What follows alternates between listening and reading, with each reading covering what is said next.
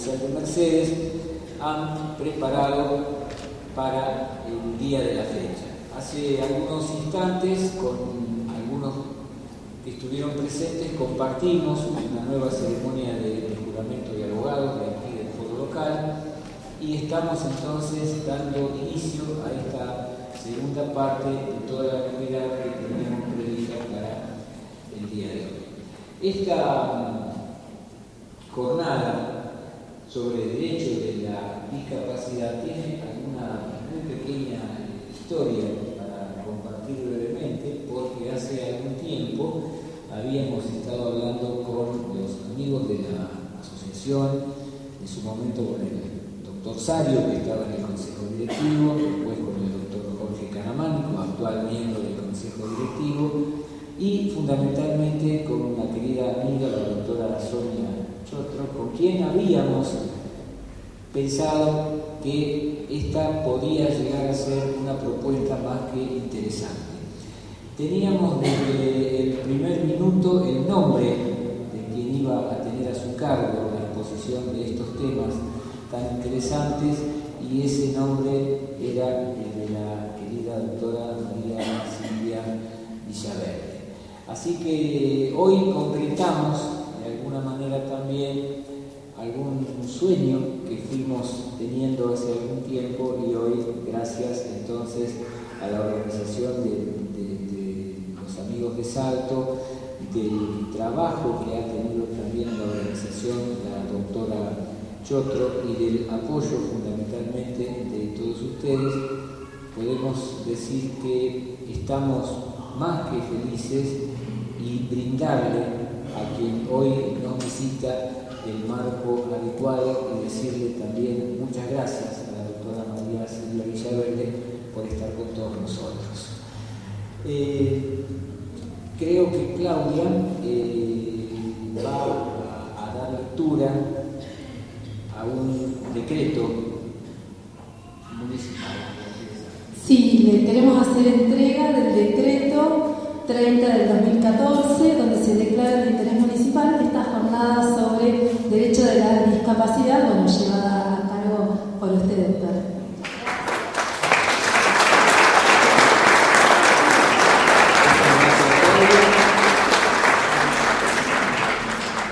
Bueno, y entonces antes de dar la palabra a la doctora María Silvia Villaverde, y breve para decir dos o tres cositas nada más sobre sus actividades profesionales, diremos que es jueza del Juzgado de Familia número 7 del Departamento Judicial de Lomas de Zamora, y es también docente universitaria.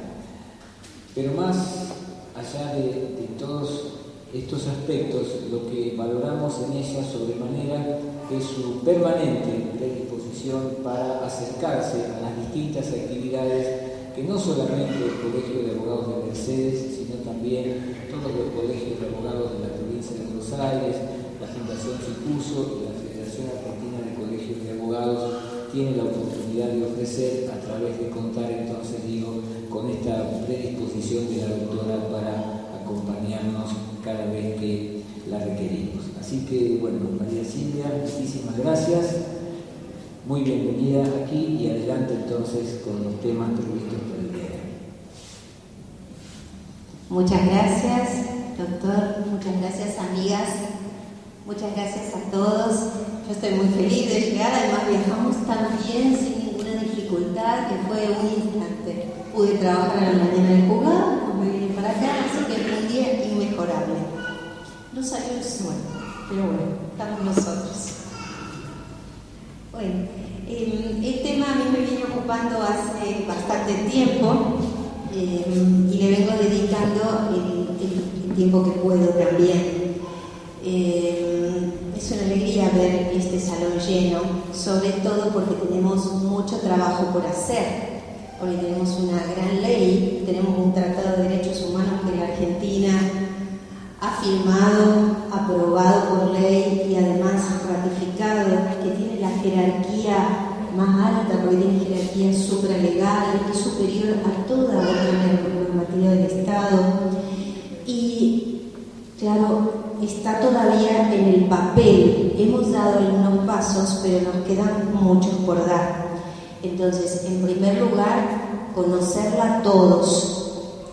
Y una vez que las conozcamos, hacernos cargo, hacerla propia y empezar a luchar por ella.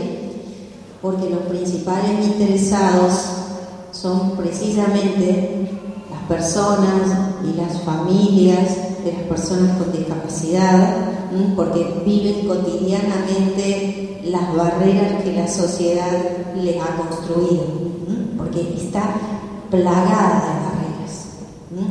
La mayor barrera, quizá usted espere que sea otra, pero una de las mayores barreras es la sobreprotección que le damos a nuestros niños con discapacidad. Y digo mayor porque ustedes vieron que uno se va formando desde muy pequeñito. Entonces, acompañar a nuestros hijos, criar a nuestros hijos, acompañar a nuestros alumnos en la escuela, acompañar a las familias desde todos los espacios sociales, no para la sobreprotección, sino para promover al máximo la autonomía y las habilidades de las personas con discapacidad, sea la discapacidad que sea. Eso es fundamental. Eso es una barrera enorme. Entonces, habilitar desde la primerísima infancia para la autonomía, desde el hogar, desde la escuela, y preparar la ciudad, el pueblo y los espacios para que esto sea posible. Esa es tarea de todo. ¿Por qué? Porque si bien son obligaciones a cargo del Estado, como ciudadanos tenemos el deber de construir las ciudades que nos merecemos. Nosotros también tenemos el deber de hacerlo. Entonces, reclamar. ¿Sabes? Muchas veces planteo esto. Si en las empresas, si en las empresas, en el ámbito del derecho empresario, pensando como abogada, tuviéramos un tratado específico relacionado con nuestros intereses como empresa, de la jerarquía que es la Convención sobre los Derechos de las Personas con Discapacidad, al día siguiente estarían plagados los medios, los diarios, toda la ciudad empapelada, reclamando para que se produjera esa transformación o para que se llevara a la práctica semejante norma. Y sigue instalado en el sistema el viejo modelo, que es un modelo exclusivamente médico. La Convención trae un modelo de protección muy diferente, que es el modelo social y de derechos humanos. Muy distinto. ¿Qué significa que el médico? No, en absoluto significa que el médico ya no es un protagonista. El médico es un protagonista como lo son todas las otras disciplinas. Es una disciplina más dentro del modelo de protección, pero no la predominante, la hegemónica, porque la discapacidad hoy por hoy en la Argentina, teniendo en cuenta el derecho que rige en este Estado, la discapacidad no es un tema médico. ¿Comprenden? No es un tema médico, es un tema de justicia, es un tema de igualdad, es un tema de derechos humanos. ¿Comprenden? Entonces, ese cambio es importantísimo porque en general se asocia la discapacidad a la enfermedad. Las personas con discapacidad se enferman como se enferma todo el resto de los mortales. Y necesitan algunos cuidados específicos, sí, que los atenderá el médico. Pero en todos los demás aspectos de la vida de las personas con discapacidad, el acceso a la justicia, el acceso a la educación, el acceso a los deportes, el acceso al trabajo, todo eso, esos son los temas relacionados con la discapacidad y que están pendientes, porque el acceso no están habilitados los accesos. La convención, miren ustedes, ya la definición, ¿en dónde hace eje? Yo empecé hablando de barreras cuando traspasé esas puertas, porque el elemento clave de la Convención sobre los Derechos de las Personas con Discapacidad son las barreras que se le interponen a las personas con discapacidad en su vida cotidiana, en todos los sistemas, en el sistema de educación, en el sistema de salud, en el sistema de justicia, en el sistema de trabajo. Ese es el tema de incluso la definición que da de discapacidad. La definición de discapacidad dice que las personas tienen deficiencias. ¿El problema cuál es? Que cuando circulan por la sociedad se les interponen barreras en forma permanente a su acceso y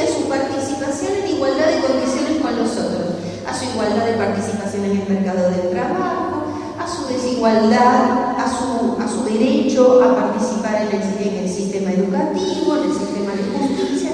Ese es el problema, la barrera que constantemente encuentran.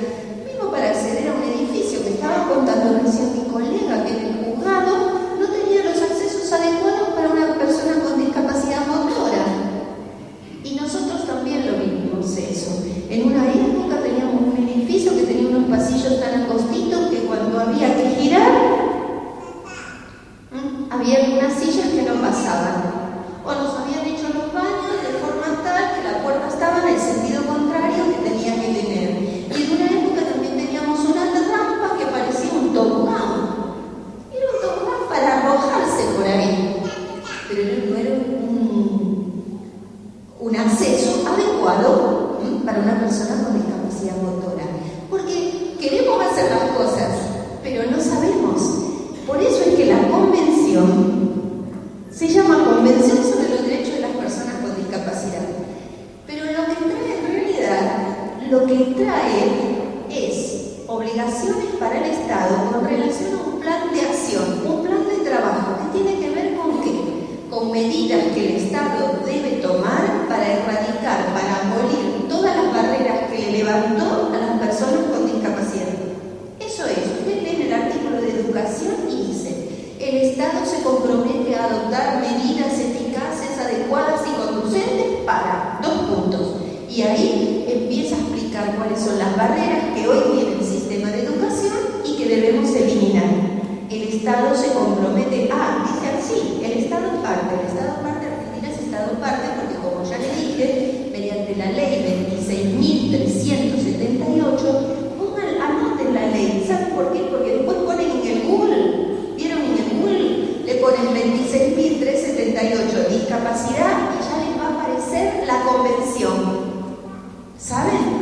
26.378. Y esa convención, incluso en las familias, imprímanla, háganle una carpetita y ténganla. De vez en cuando la leen o le dan una vuelta. Tengo un problema en el colegio, busco el artículo de educación y leo lo que dice. Se van a encontrar que muchos espacios no tienen ni idea.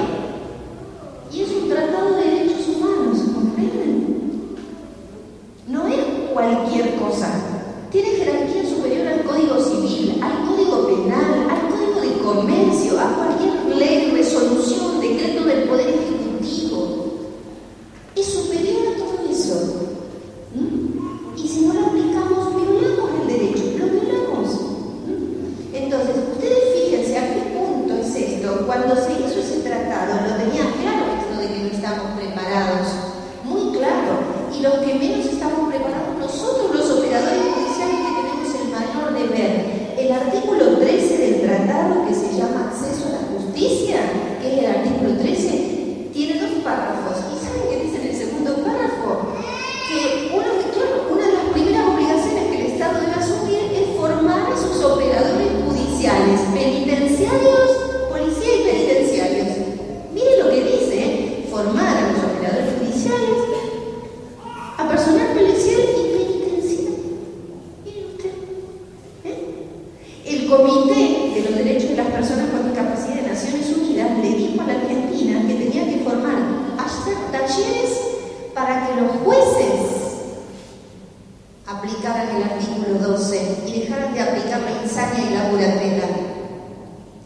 Y después dice, forme también a todos los operadores sanitarios que no tienen ni idea, a los operadores sanitarios, en el artículo relacionado con derecho a la salud. Y después dice también que forme a todos los operadores que se ocupan del sistema de estadísticas, porque siguen haciendo las estadísticas con relación a las personas con discapacidad conforme al viejo sistema. ¿Cuántas personas ciegas? ¿Cuántas personas sordas? ¿Cuántas personas que miren? No, en realidad hágame un detalle de todas las barreras que existen en el sistema de educación, en el sistema laboral, en el sistema de justicia. Eso es hoy generar estadísticas útiles, porque si yo tengo que empezar a erradicar todas las barreras y los obstáculos que se me plantean en la vida cotidiana como persona con discapacidad, primero tengo que hacer una identificación de todas las barreras para luego hacer una política, programas y adoptar medidas para para empezar a erradicar esas barreras. ¿Comprenden? El cambio es pero radical. Por eso también cuando ingresé me preguntaron, ¿pero por qué no se cumple? Y le digo, porque es tan grande el cambio y además tiene que ver con construir una sociedad completamente diferente, porque no es solo cambiar los edificios, es cambiar las mentalidades. Uno todavía sigue pensando en normales y anormales. Es la cosa más retrógrada y más injusta y discriminatoria que puede existir. En especiales. La convención no quiere saber nada de especiales. Dice, no hay personas especiales, hay personas, hay seres humanos y cada uno viene en distinto formato. Es que nos hemos acostumbrado a esto, ¿no? Están los normales y nosotros los que están por fuera de la mayoría o de la norma. Y todos esos los clasificamos como anormales. Eso no es tan viejo históricamente. Eso data, empezó en el siglo XVII, XVIII, pleno XIX. En lo que es la historia de los pueblos.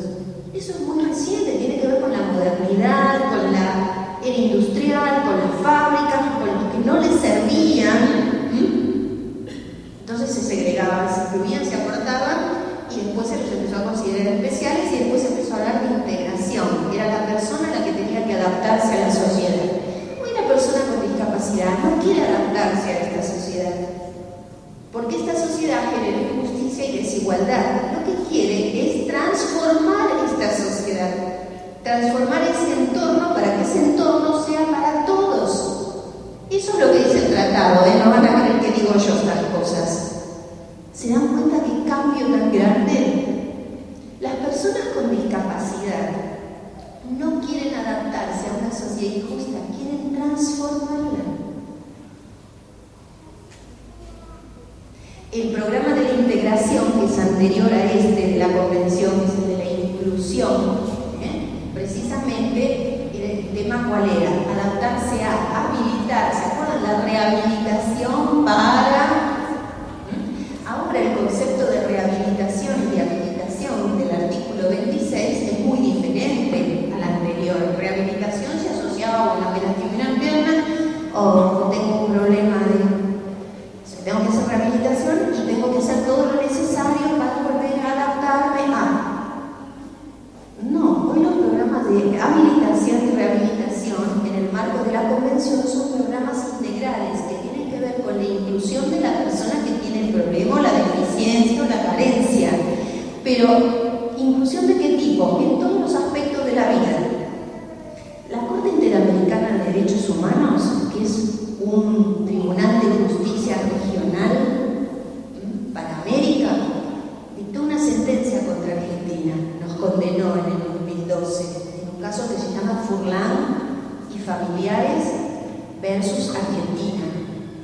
Y allí precisamente dice esto: a Furlan, pobre muchacho que empezó un juicio de daños y perjuicios cuando se accidentó siendo niño, y se le pagó la indemnización cuando ya era adulto, tenía hijos, mujer, y no se había rehabilitado, es decir, se había rehabilitado un poco y nada porque no le pagaron la indemnización que era para eso, se la dieron después de muchísimos años y en bonos.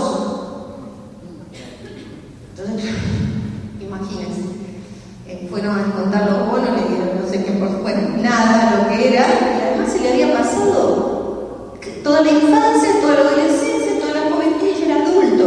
Y se supone que esa indemnización era para su rehabilitación. Entonces la Corte Interamericana nos dio para que pudiéramos, a los jueces sobre todo, al juez, pero como a quien se condena al Estado, paga el Estado. ¿Comprenden?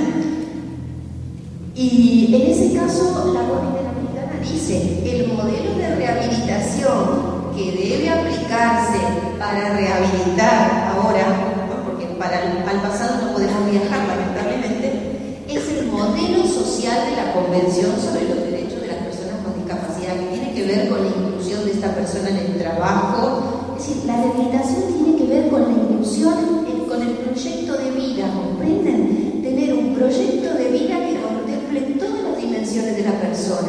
No rehabilitar solo desde el punto de vista físico, sino contemplar si una persona tiene un problema de salud, se tiene que rehabilitar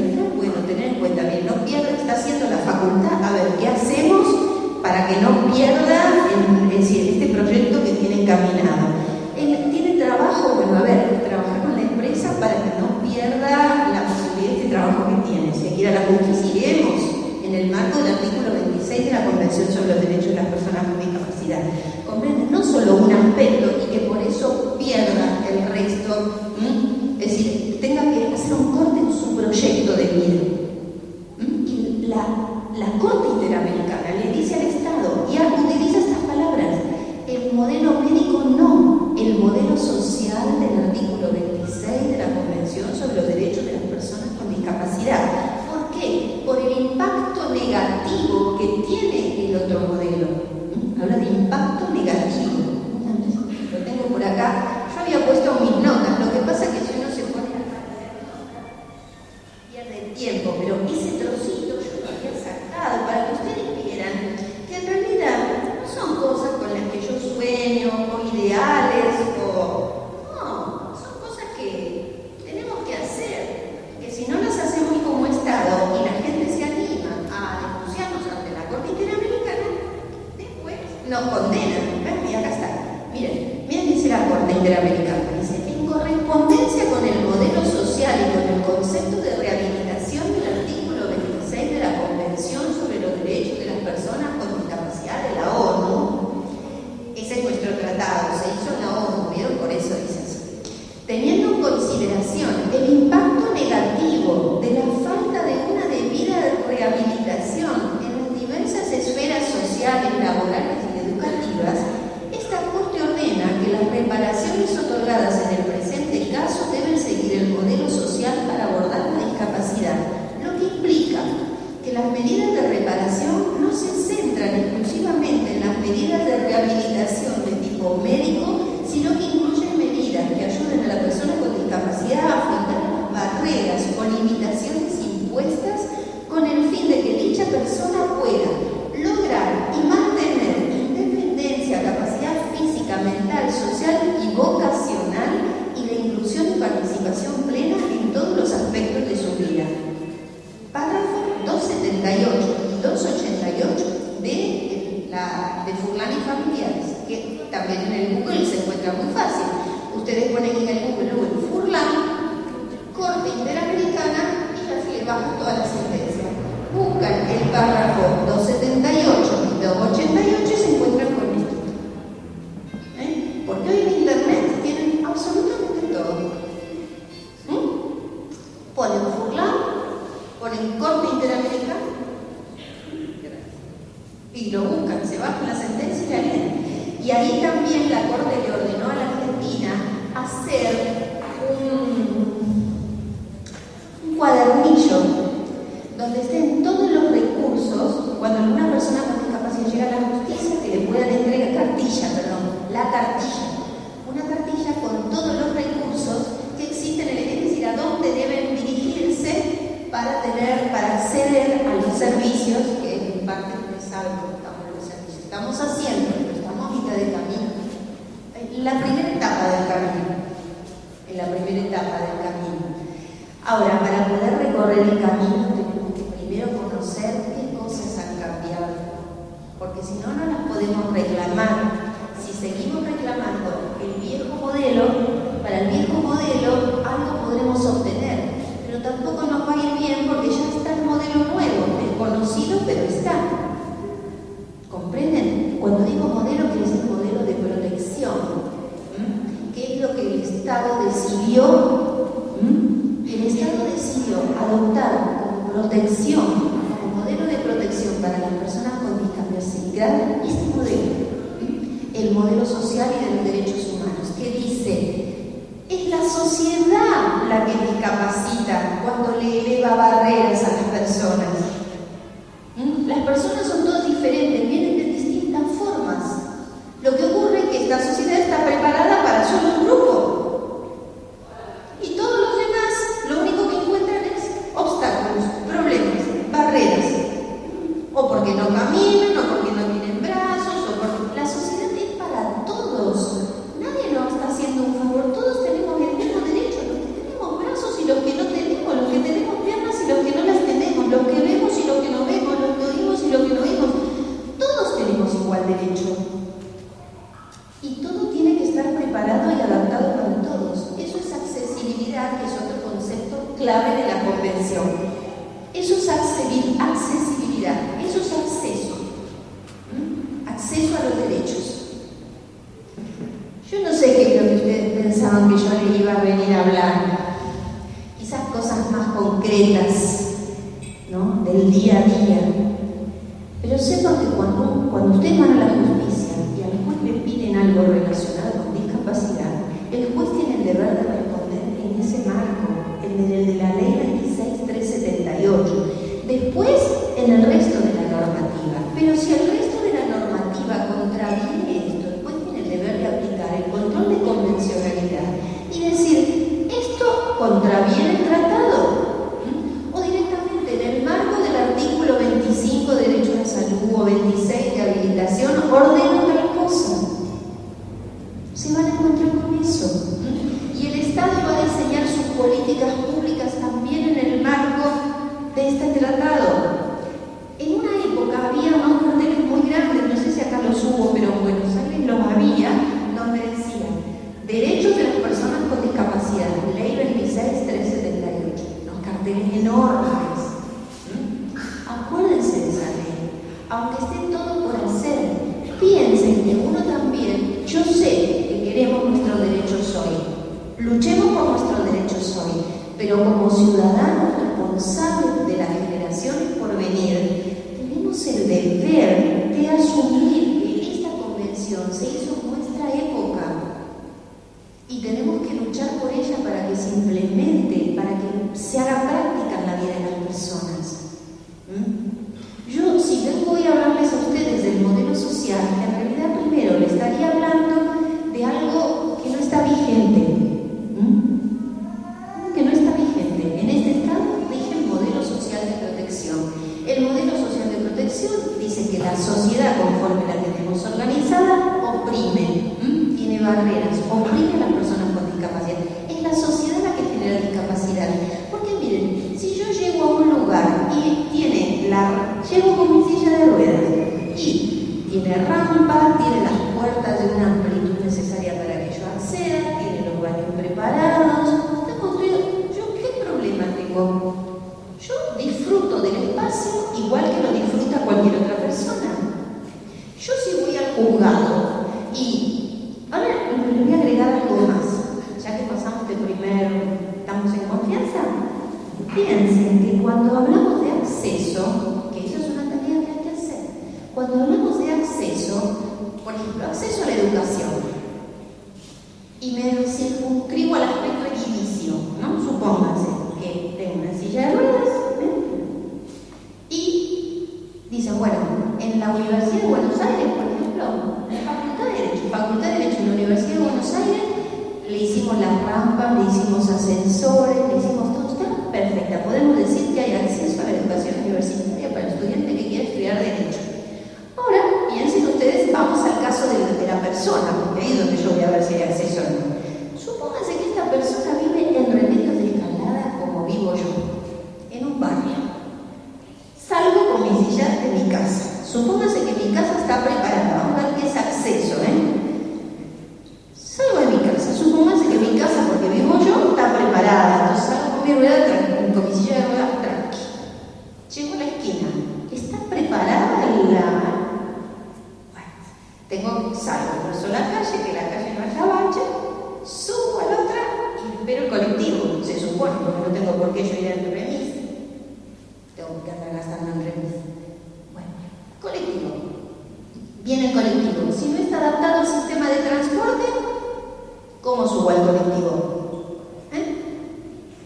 Bajo del colectivo. Supónganse que el colectivo esté adaptado. Subo al colectivo, bajo el colectivo. Y tengo que tomar algún otro. Yo de Remedio de Escalada tendría que tomar dos. Y después andar unas cuadras. Si no, 3. Piensen en esto, que en todos los lados se tendría que dar con relación al colectivo, todo esto. Llego a la Universidad de Buenos Aires y ahí recién voy a gozar de las ventajas que tiene mi facultad, que la han hecho, pero primero tuve que llegar. Eso es asegurar el acceso a la educación desde el punto de vista edilicio. O que me dijeran, por ejemplo, yo vivo en Escalada, entonces tengo que pasar Lanús, Gerli, Avellaneda, que dijeran, hemos construido Lanús como es una ciudad totalmente accesible, pero yo tengo que llegar al centro, entonces por Lanús voy a andar muy bien, todo accesible. por Avellaneda para llegar al centro. O sea, ¿qué quiero decir con esto? Que la palabra accesibilidad se debe entender como un continuo. Es un continuo, no implica que un edificio es accesible. Ustedes acá en su ciudad tendrían que tener, suponiendo que se movieran por Salto, ¿no?, todos los sistemitas adaptados para que uno sale de casa y hay que pensar siempre en una persona concreta y el recorrido de la vida cotidiana de una persona concreta. Así.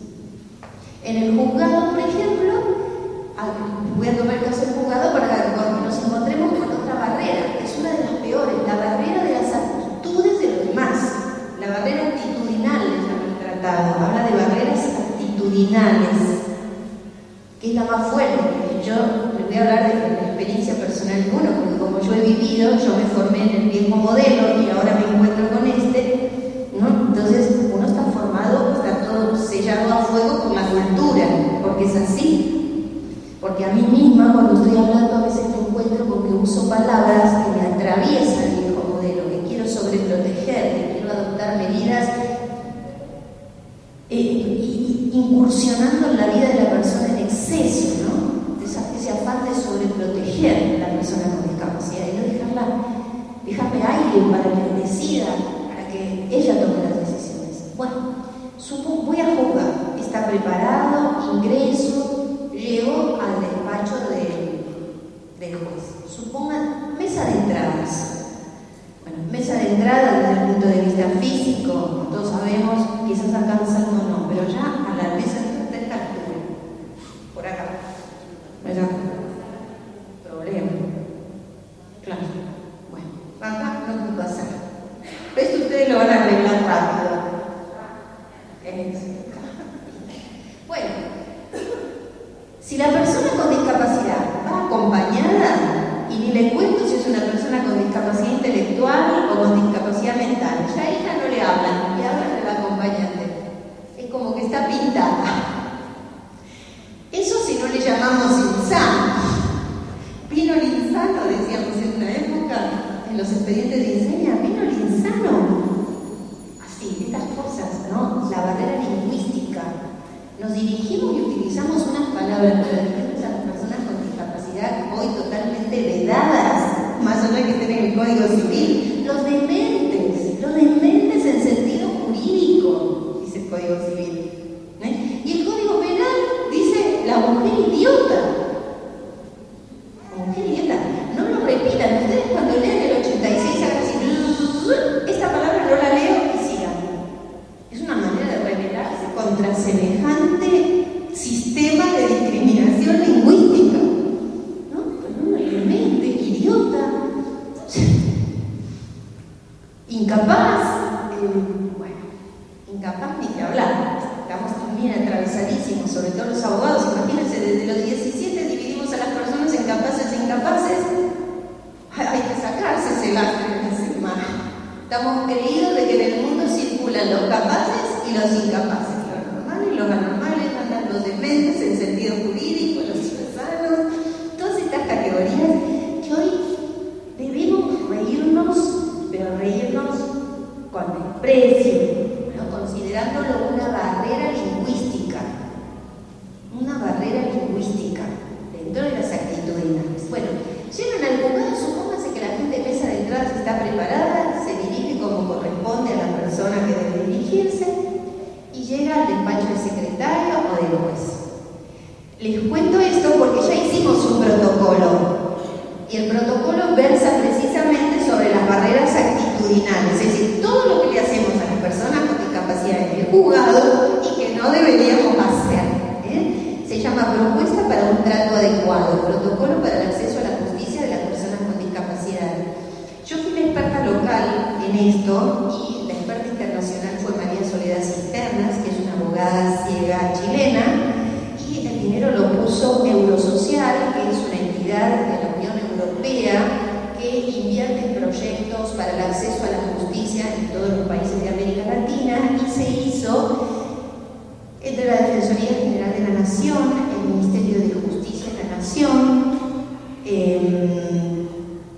la Procuración, les digo las instituciones, porque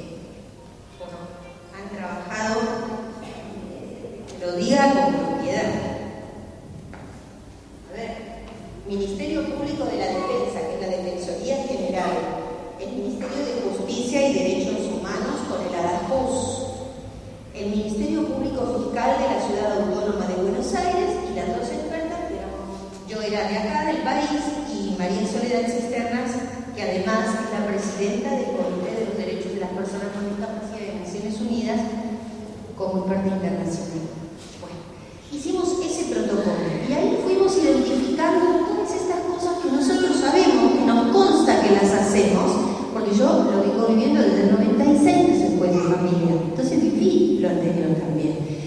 Una de las pautas que hay allí de trato adecuado en el marco de la Convención y de las reglas de Brasilia es que cuando una persona con discapacidad mental, intelectual, ciega, sorda, como sea, se sienta delante de nosotros en el despacho, viene acompañada, y ella es la protagonista y la justiciable, nos tenemos que dirigir a la persona con discapacidad.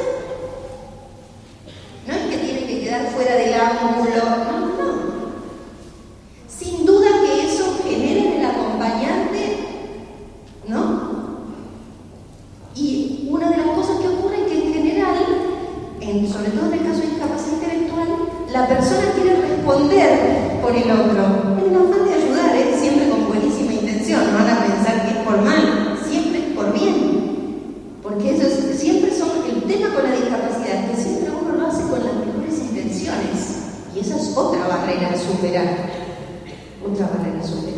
Entonces, dirigirse, una de las pautas del protocolo es dirigirse a la persona con discapacidad, darle su tiempo, porque sobre todo las personas con discapacidad intelectual no están habituadas a que van al juzgado y le hablan al juez y le hablan al secretario y se dirigen a ellas, entonces les turba la situación.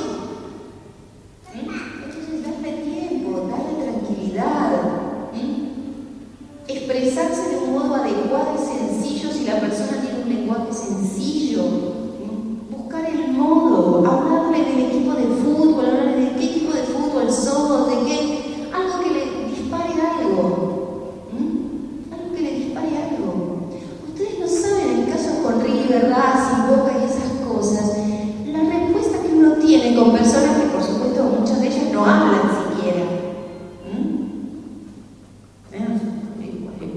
Un problema neurológico de nacimiento, pero tienen un cuadro, tienen un familiar, una hermana, entonces uno le habla de cosas y ellos se sonríen como y uno lo ve la respuesta. Eso quiere la convención. Por supuesto que la convención también quiere, lo van a ver, todos los sistemas de comunicación técnicos, que por supuesto en los tribunales no están, no tenemos ni intérprete para todos los casos. Muy difícil lograrlo. Entonces, todo eso hay que conseguirlo en el marco del tratado. Porque una persona sorda tiene todo el derecho a un intérprete.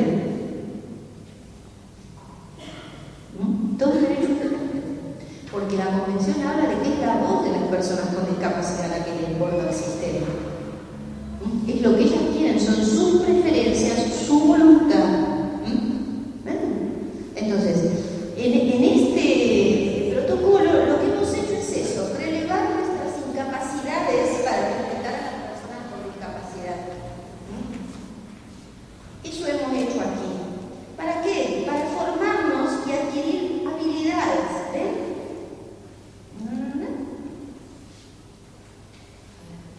Ponemos el problema y al lado la barrera y abajo la recomendación.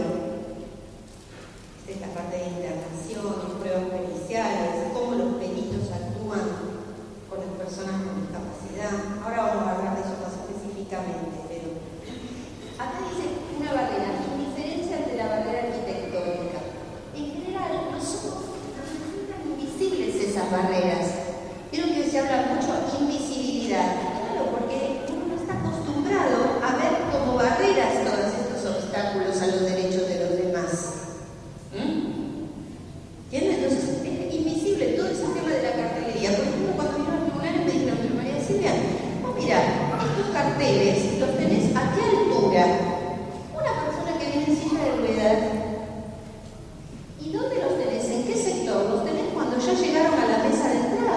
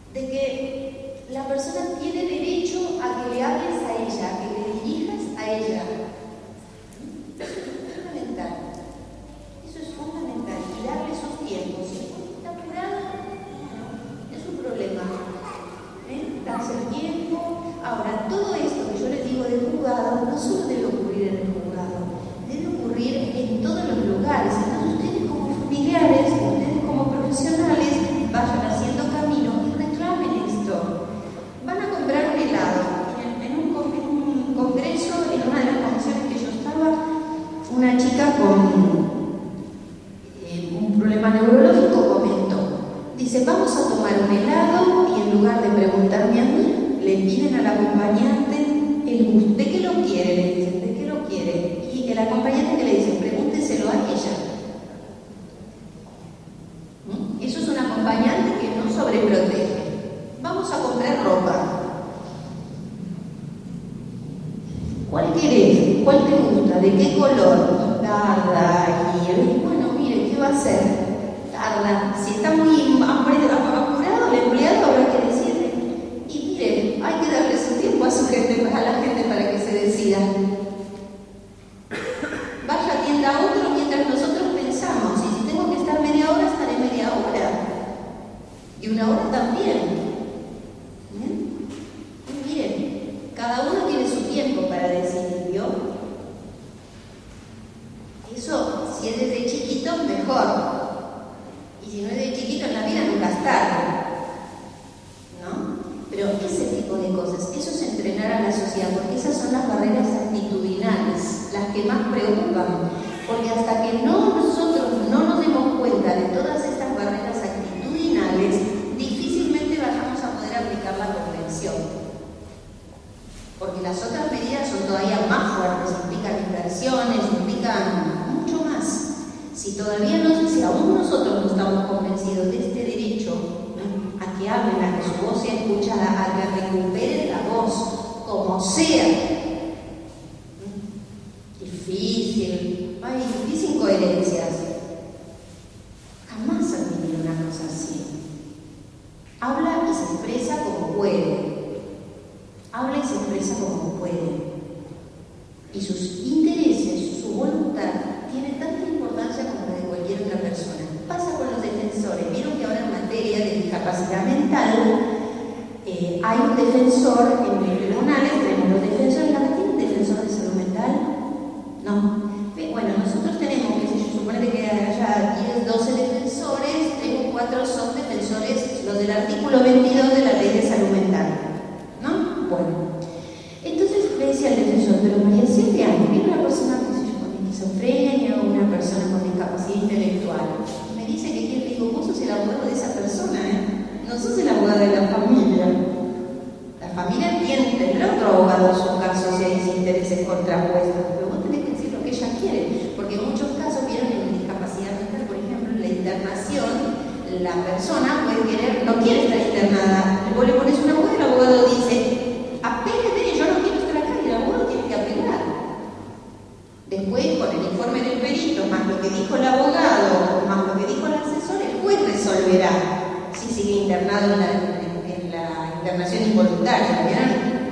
El juez resolverá. Pero esa persona tiene derecho a decir que no quiere, no solo a los gritos y desesperándose porque no quiere que lo internen, sino a través de la voz de un abogado. Un abogado dice, mire, primero el abogado le va a explicar, mirá, pero fíjate que capaz que tomás la medicación un día o dos y después ya hacemos un pedido, porque el abogado tiene que estar entrenado para eso. Dice, mirá, pero fíjate, tranquilízate que ya estás internado un día, estás internado 2 días y después ya estás mejor y ya eso pasaría a ser ya una internación voluntaria en su caso. ¿Entienden? Porque la internación empieza siendo involuntaria y luego al tomar la medicación se puede volver voluntaria. ¿No? Entonces el abogado explicarle, ese es el abogado, ¿no?, de la persona que prevé el artículo 22. Fíjate, porque quizás te hace bien un día o dos. Entonces pues va viendo. Ahora, si yo le explico y la persona no quiere, yo como abogado de esa persona, ¿qué tengo que hacer? Su voluntad. El juez lo va a resolver. El juez va a tener en cuenta eso, el informe médico, todo lo que necesite. Y se verá. ¿Cómo? Pregunta interesantísima. ¿Qué ocurre? Ella me dice, ¿y a dónde va? Eso es cierto. Porque tenemos también una ley de salud mental dictada en el marco de este tratado. Esa ley de salud mental es muy interesante y muy buena en el papel, pero le falta algo. Le falta cumplir con el artículo 11. El artículo 11 es el que habla de que tenemos que hacer centros de día, casa de medio camino, es decir, el medicamento cerca de la casa. El médico, la atención de salud mental cercana. ¿Comprenden? Entonces ya, miren, ¿saben las internaciones que se evitarían si uno tuviera el médico y la medicación cerca de casa? Porque ante el síntoma ya iría. ¿Comprenden? Ante el menor síntoma ya vas, ya te atienden, te verifican que la medicación sea la adecuada, porque en la mayoría de los casos o se deja de tomar la medicación o la medicación no es la adecuada para ese momento. Por eso la ley dice que la prescripción de una medicación psiquiátrica nunca debe ser automática, es decir, no es que yo llevo la prescripción previa y el médico repite. Tiene que ver a la persona cada vez que me vuelve a dar una receta, porque puede necesitar un poco más, un poco menos, un cambio. Ahora, para que esto sea posible y la ley efectivamente se pueda cumplir, tengo que tener el acceso a la salud rápido. Ese es el punto.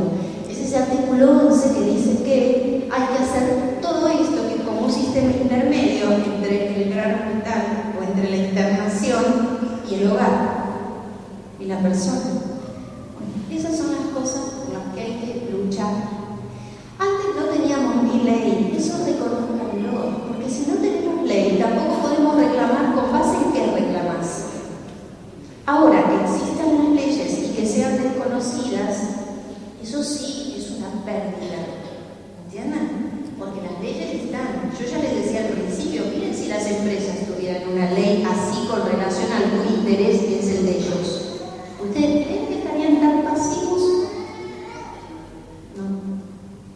Eso tiene que ver con quién tiene el poder en las sociedades. Hay que luchar para tener el poder. Y luchar bien, no violentamente. Luchar con la ley en la mano.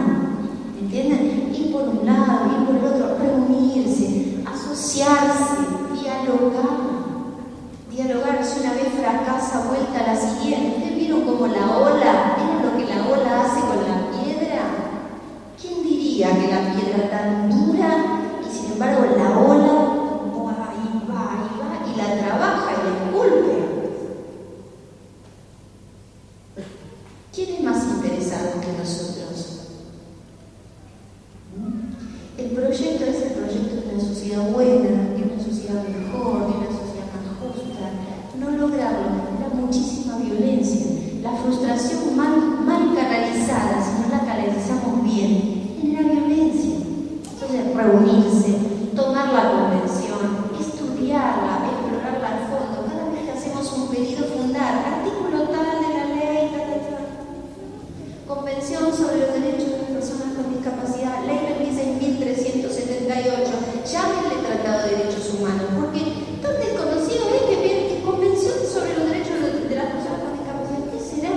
¿Una convención? ¿Será de quién? ¿Será del club del barrio? ¿Será del Estado? No. Es la Convención sobre los derechos de las personas con discapacidad, la ONU, hecha en Naciones Unidas, firmada y mire, está ratificada por casi 150 estados en el mundo. Es una de las convenciones más exitosas conjuntamente con la Convención sobre los Derechos del Niño. Una de las convenciones más exitosas. Cuando uno lucha por las cosas, se cumplen. Porque miren lo que pasó. Les cuento un caso de lo que pasó en Suecia. En Suecia firmaron, aprobaron y ratificaron la convención. Esta convención lo que tiene es que es poderosa. ¿En qué sentido es poderosa? Que además de nosotros haber ratificado la convención, ratificamos la convención y un tratadito que le viene anexo, que se llama protocolo. Es la convención y el protocolo. El protocolo lo que tiene es que prevé que una persona individual puede directamente hacer una denuncia en el caso de que se le haya violado un derecho de los previstos en la convención ante el Comité de los Derechos de las Personas con Discapacidad de Naciones Unidas. Directamente. En Suecia, fíjense, lo que es tomarse en serio el derecho y no pensar, bueno, esto no es para mí, el Estado de Derechos Humanos, yo, qué sé yo, no sé. Miren, en Suecia pasó esto, con más o menos detalle, ¿no? Así a grosso modo les pongo.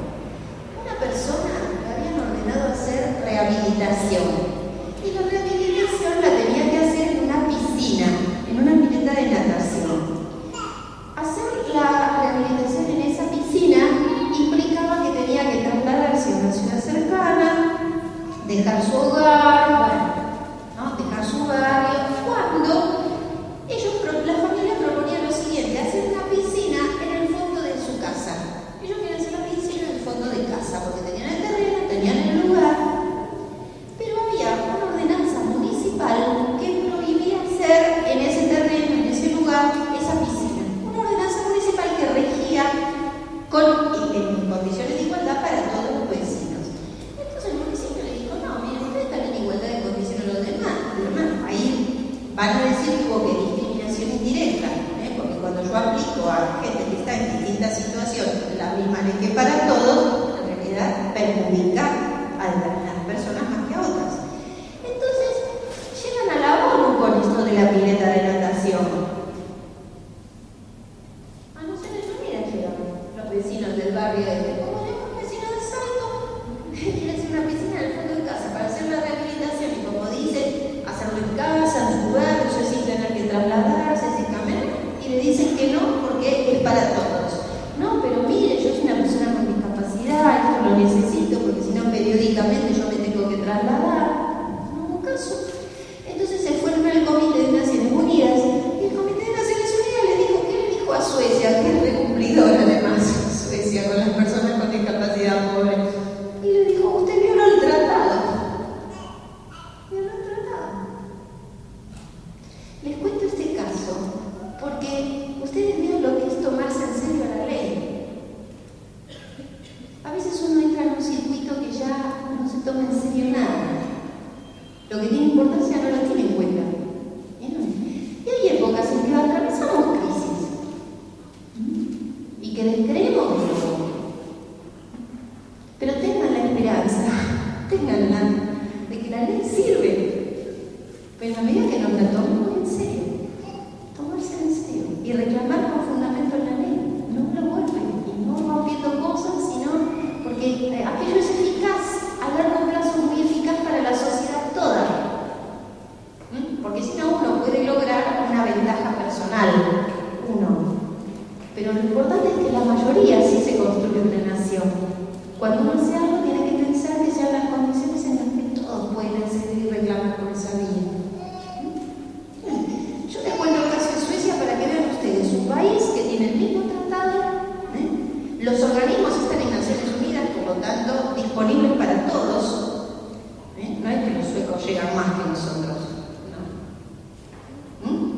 Entonces, imposibles no son las cosas. Lo que pasa es que tomar decisiones y hacerlas. De todos modos, piensen que esas vías son las vías excepcionales.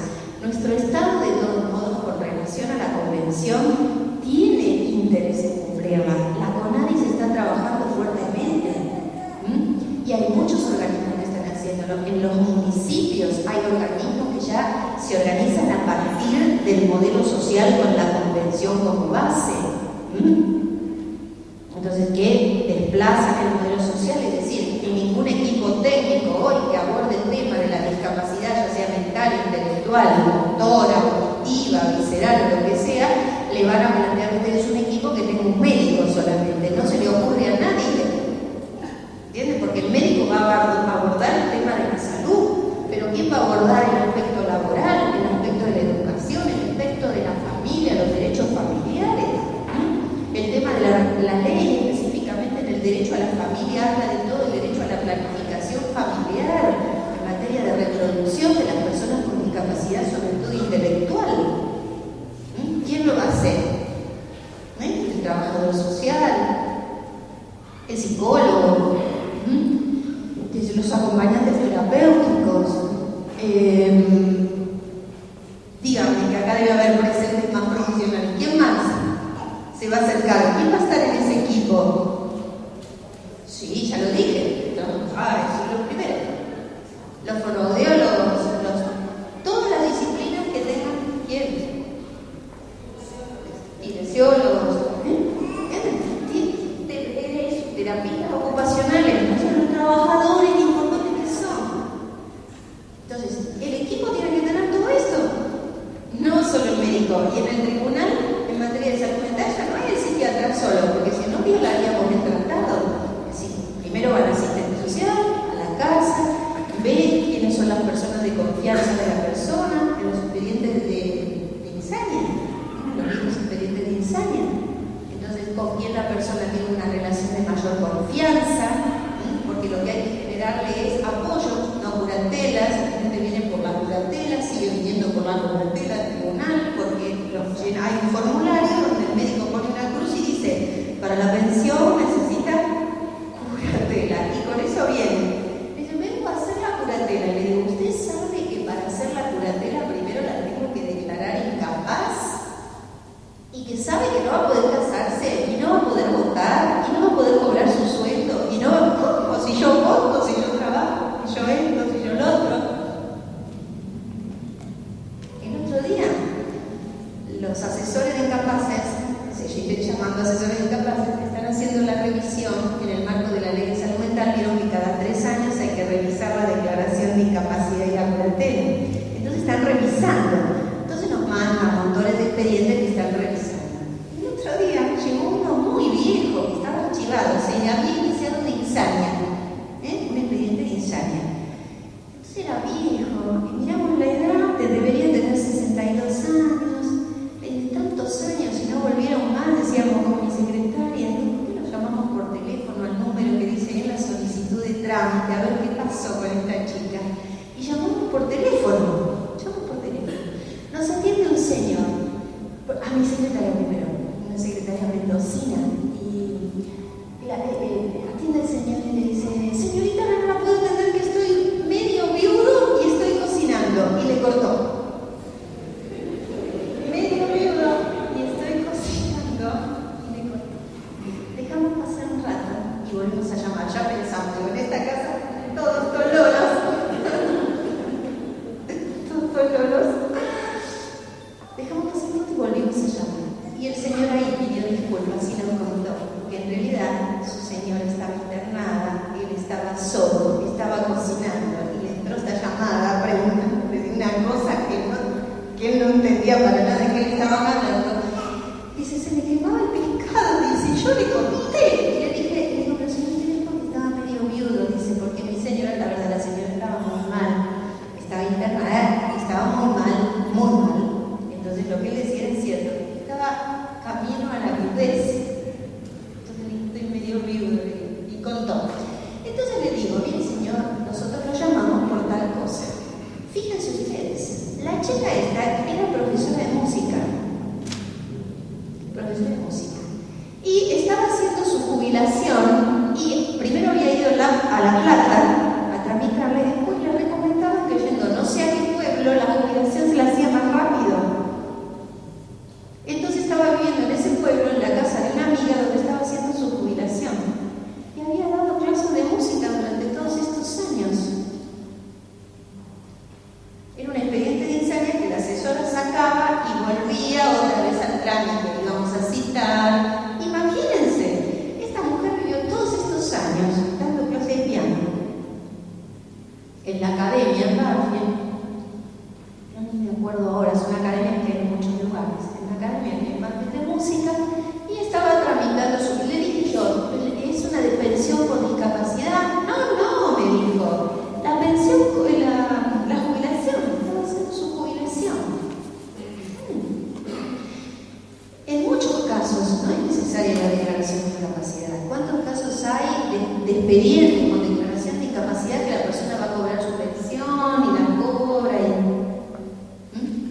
Es la institución más injusta que hay. Nos contaba el otro día un señor pobre que le inició el expediente de insania. Él tenía un plazo fijo en el Banco Provincia. Y cuando el gerente del banco se entera de que le había iniciado un expediente de insania, no le pagó más los intereses. Y usted sale al banco y se enteraron que ellos están haciendo el trámite y no me pagan los intereses. Dice que tiene que venir el abogado o un familiar. ¿Se dan cuenta? Todo eso en el marco de esta convención no tiene cabida alguna. Nosotros lo que hacemos, libramos oficio, dictamos una resolución corta, le ponemos el artículo y libramos oficio. Entonces, sin duda que la insania y la curatela estaban pensadas para la protección, no estaban pensadas para negar derechos, pero el problema por el que la convención la desplaza del sistema es que de un plumazo una sentencia judicial le Humanos a la persona que es declarada incapaz. Ustedes son conscientes de eso, ¿no? Todos los derechos civiles y políticos, todos. Es de una gravedad enorme. Es como que consintiéramos que hay humanos de un nivel y después hay subhumanos. Cuando decimos que todos son iguales en dignidad. ¿Entienden? Lo que somos es diversos, diferentes. Esto que yo le digo de la diversidad y los formatos propios de la condición humana es porque la Convención tiene un artículo que es el 3, donde están los nuevos valores y los principios de la nueva protección. Y uno de esos principios es el respeto de la diversidad de las personas como inherente a la condición humana. Es decir, el hecho de ser humanos ya de por sí da esta diversidad. Da que cada uno nace de una manera distinta y además se desarrolla a lo largo de la vida. Cada cuerpo va dando cada cuerpo, cada psique va dando las respuestas que puede. Eso no implica que nos arrasen nuestros derechos ni que nos consideren como humanos de menor nivel y de menor categoría. Nuestra voz tiene que ser escuchada igual, seamos como seamos. Esa es la propuesta del tratado, que es un tratado de derechos humanos. Recuérdenlo, un tratado de derechos humanos, como el Pacto de San José de Costa Rica, como la Convención sobre los Derechos del Niño, como la Convención para prevenir, sancionar y eliminar la violencia contra la mujer, como todos esos tratados grandes. Es exactamente igual. Y fíjense hasta qué punto es nuestra resistencia, que todavía seguimos dictando sentencias de incapacidad y persiste en el código, sentencias de incapacidad y nombrando curador. A partir de eso, el curador sabe lo que es. Yo le declaro a una persona la incapacidad de ejercicio, es decir, no puede seguir ejerciendo por sí sus derechos, es una declaración de incapacidad, entonces le tengo que nombrar obligatoriamente un representante para esos actos. Ese representante es el curador. Ahora, el representante, por muy buenas intenciones, amor que tenga con respecto a la persona, tiene que ser consciente que a esa persona le quita la voz, le quita la palabra, le quita, ya a partir de ese momento, le quita la posibilidad de decidir, aunque decida mal. También les voy a decir otra cosa. Una de las cosas que hacemos en el tribunal, si bien no declaramos incapacidad y nombramos curador ya nosotros y algunos otros lo están haciendo también, lo que sí hacemos, si hay bienes, decretamos la inhibición general de bienes. Esa la decretamos como cautelar y la dejamos. ¿Y por qué? ¿Por qué es esto? Porque la Convención dice que en lugar de curadores hay que designarle a la persona apoyos, personas que sean su apoyo, que esos apoyos deben ser personas de su confianza. ¿Y qué es persona de su confianza? Aquella persona que respeta en mayor medida las preferencias personales de esta persona, la que respeta sus preferencias y que no haya conflicto de intereses. Entonces no ella como antes, la mamá, el papá, después no.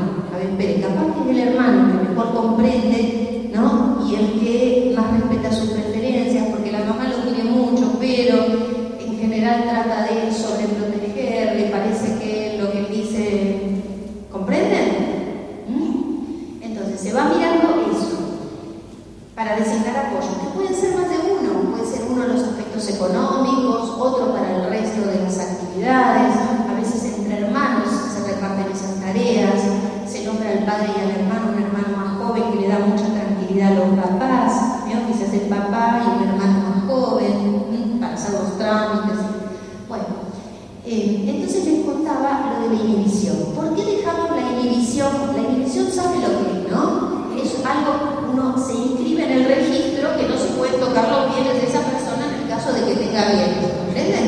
Y esa traba es judicial, para los que no son de derecho, sepan esto, ¿no? O sea, cuidamos los bienes.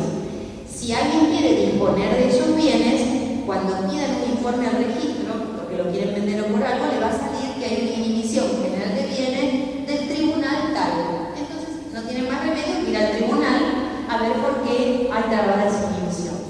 ¿Cuál es idea? ¿Que el juez decida sobre los bienes de la persona? No, no es esa la idea. La idea es que en ese momento uno pueda llamar a esa persona al tribunal y preguntarle efectivamente qué quiere, a ver si puede.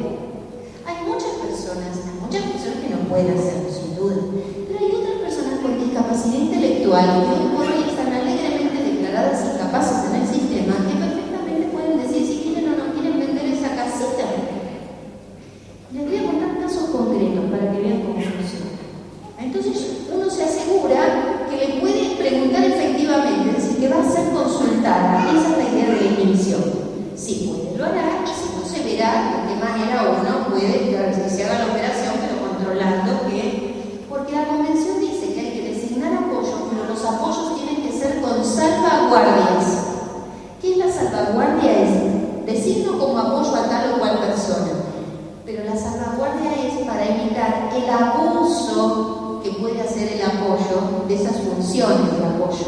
¿Comprenden? Entonces, el tema de los bienes es muy importante. Entonces, le digo cómo funciona. Un ejemplo para que vean.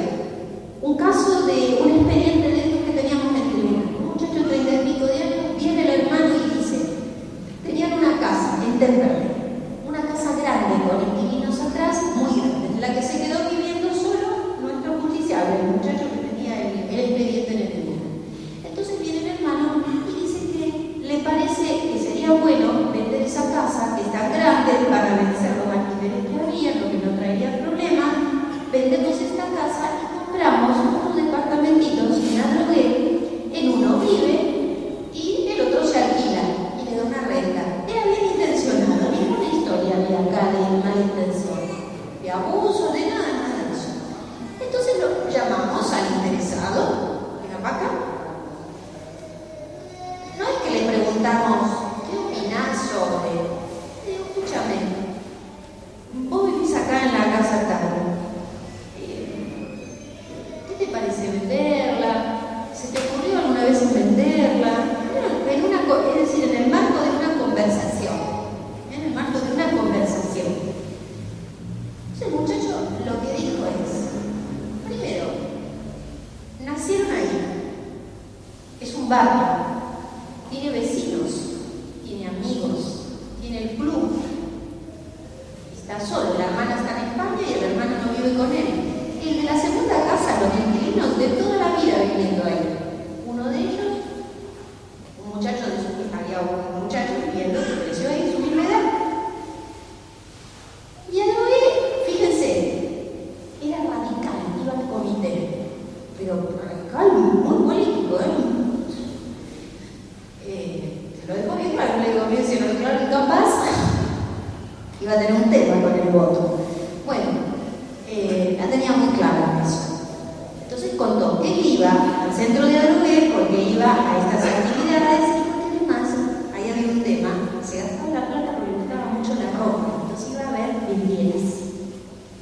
Y tenía además un localcito también de que alquilaban para lotería o algo así.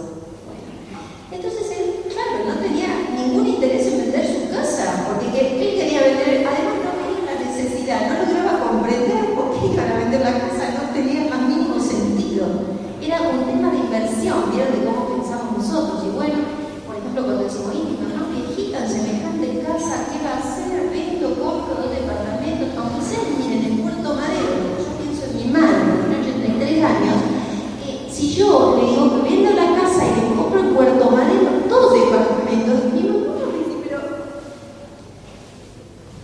¿para qué quiero yo a Puerto Madero? Que acá en la esquina vive María y los chicos, y al lado vive Doña Sara, y en el fondo está Mirta, y cuando quiero comprar algo voy a la luz. ¿Me comprenden? Es toda una vida. Piensen en las personas mayores en las que corrientemente ocurre esto, que se dice la casa es muy grande, entonces la vendo, entonces voy a vivir a la gente en paz. Este fulano no tenía el más mínimo interés, ni le faltaba absolutamente nada para que vendiéramos su casa. Por lo tanto, se imaginan, no fue muy difícil la decisión. En cuanto dijo que no, que él iba a pasear y que él vivía en su casa, tenía sus amigos y tenía su gente, y se acabó la historia. Y no se vendió la casa. Podía ser un buen negocio, yo no digo que no, Pero el dueño de la casa era él, no era yo, ni era el hermano, ¿me entienden? Él era el dueño. Y si él era el dueño, no era mal negocio, porque bien seguía estando ahí. Si por alguna emergencia nos llegaba a necesitar, por alguna cosa, bueno, veríamos si vería. Así, este es el modo en el que propone el tratado, cuando dice respetemos las preferencias de las personas con discapacidad. Sobre todo una discapacidad intelectual, que uno siempre cree que sabe más, sobre todo desde el punto de vista financiero, económico. Cuando las casas, los inmuebles son de ellos, y ellos no quieren y no es necesario, lo que también ocurre, no sé si escapará a ustedes, que si a veces el hermano hubiera sabido, quizás no lo sé, porque acá no había mala intención del hermano, sí también podría haberlo convencido. Quizás en una próxima audiencia que usted cita, se habla, nos ha pasado eso, y cuando vienen a la audiencia y vienen en familia, vienen convencidos de lo que espontáneamente ni se les hubiera pasado por la mente. Eso también hay que ser consciente. Hay que ser consciente de esas cosas. Ahora, ¿qué quiere el tratado? El tratado lo dice claramente, quiere el respeto de las preferencias. Tenemos que prepararnos para respetar esas voluntades, porque a veces son mucho más sabios que nosotros.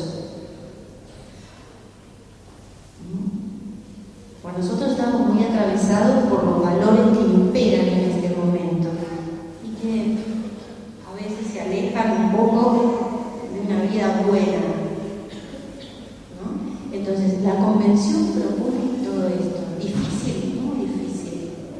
Yo he escuchado a muchos profesores, gente buena, gente noble, profesores de Derecho Civil, ya mayores, que todo esto le hace como un ruido. Pero María Silvia, mi mamá, si yo administro mejor que mi mamá, le digo, claro, pero las cosas son de ella. Mientras no las malvenda o se quede sin nada y después, ¿no? ¿Cuál es el tema? Cuando uno las herede, hará lo que quiera con eso, ¿no? La casa es muy grande. Mientras no, me comprenden lo que proponen estos tratados de desigualdad. Pero por otro lado, trabajamos como para contrarrestar esto.